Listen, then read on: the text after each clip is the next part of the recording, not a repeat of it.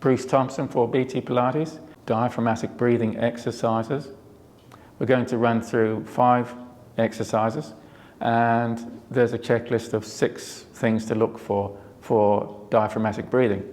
I'll run through the checklist first. In the first of the diaphragmatic breathing exercises, it's just sitting in a chair. There's 2 around the belly. The first is front belly expands like a balloon, watching, just breathing in. The second is lumbar expands like a balloon, just watching, push the thumb out, breathing in. I'm really overemphasizing that. It's rather a subtle movement, just a firming up of the muscle, the internal abdominal oblique. There's 3 checklists around the lower ribs. So the lower front ribs stay down and go wide. And here we go. If I breathe in, watch the fingers, breathe in. Breathe in. The side ribs go wide. And we can just take those ribs wide, lower side ribs, breathing in.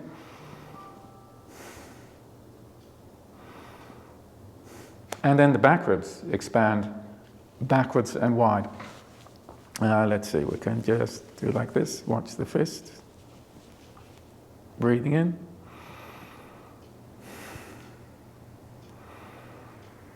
The final of the 6 checkpoints is at the base of the skull lift, but specifically it's the base of the skull where the top vertebra supports the skull. We find where the top vertebra and the skull meet, we just take the groove behind the jaw, the top of that groove, just under the earlobe, pointing in there.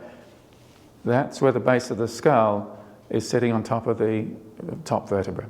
So this base of skull lifts away from the chest, up, up, up. You see the chest lift. And so the whole body's rotating around and lengthening out. And now it's rather easy to get that diaphragm breathing in. Shall I run through the tests again? 6 of them, 2 for the belly. Belly expands. Side belly expands, breathing in. Ribs in front, lower ribs, expand wide, breathing in, and they stay down. Side ribs, breathing in, and the back ribs.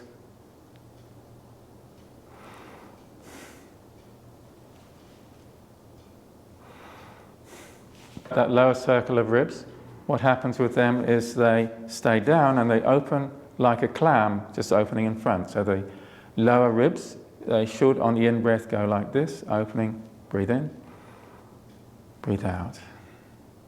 Now they stay anchored down. Breathe in, breathe out. If the ribs in front are lifting on the in-breath, like breathe in,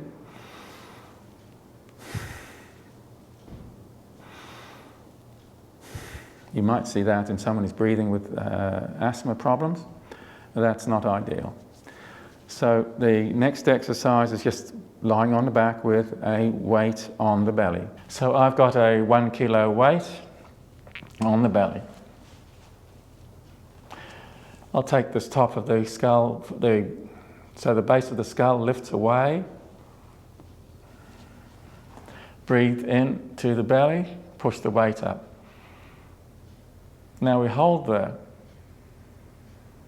and relax the neck, and then nice to breathe out through pursed lips, like pause, relax the neck, breathe in and breathe out. Obviously the weight is the checklist for the expanding belly. We can also check for the back lumbar. The lower ribs expanding, expanding, expanding. And the base of the skull lifting. The second exercise is just lying on the back with one hand pushing on a knee, one hand up in the air, and breathe out. Breathe in to fill the belly and the lower circle of ribs, and the next relaxing. Breathe out through pursed lips.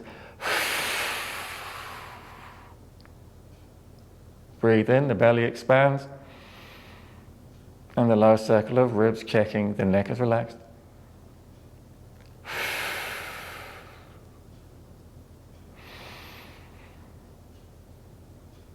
Important to have a big full balloon-like belly and lower ribs, and just hold that there. And then breathe out and breathe in.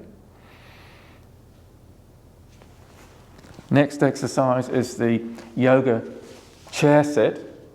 You don't need a chair for this, but you just imagine that you're sitting down into a chair and just hovering off the seat. Yoga chair sit. Send the bottom back. There we go.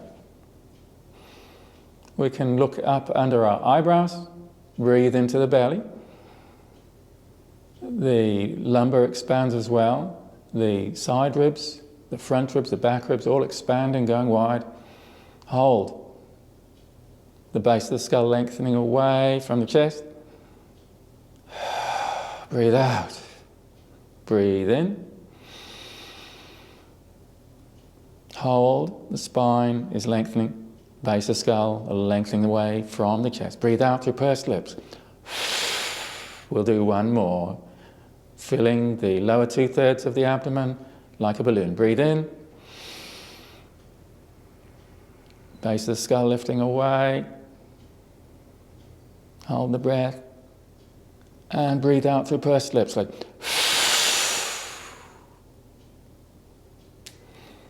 The final exercise, we just massage the upper abdomen because there are knots and trigger points there that might be affecting the comfortable filling of the breath and the enlargement of the lower circle of ribs.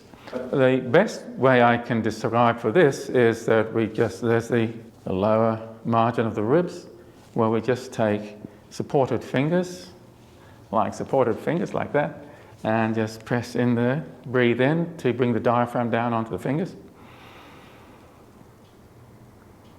And the fingers move down to the side. Breathe in. I got a little knot in the muscle there. Okay. Take the fingers down the line of the ribs. Breathe in. Slide the fingers down to the side, like that way. And by the way, we're doing diaphragmatic breathing here too. Pushing in and up under the ribs. And right round to the side, even right under the ribs there. Lots of little sore points, trigger points, hard knots in the muscle. They'll soften if we do this massage. So if we go just under the ribs, or we can go down a little bit lower. And we're over the six-pack muscle. If we breathe in, that'll bring the six-pack muscle a little closer. A little bit out the side. And we could pause it. I'm just going to move rather quickly now. It's like grid searching. Oof, right, there's something there, just pushing there. Breathe in, perhaps. Lots of little trigger points here, little sore spots. And then, again, just a little bit lower. That six-pack muscle is pretty interesting. And around. And, of course, we just do the other side.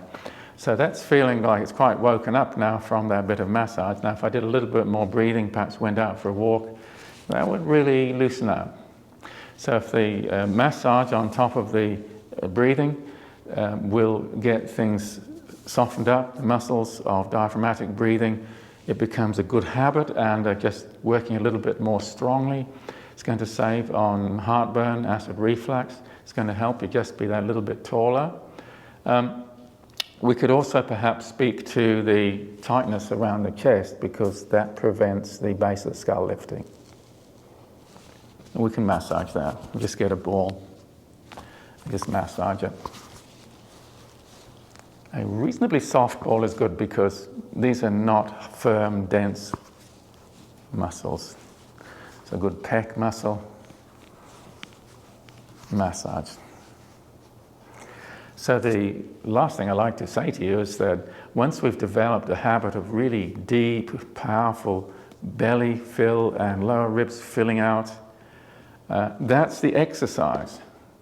But when you go out into real life, just go back to breathing a little less amplitude of breathing.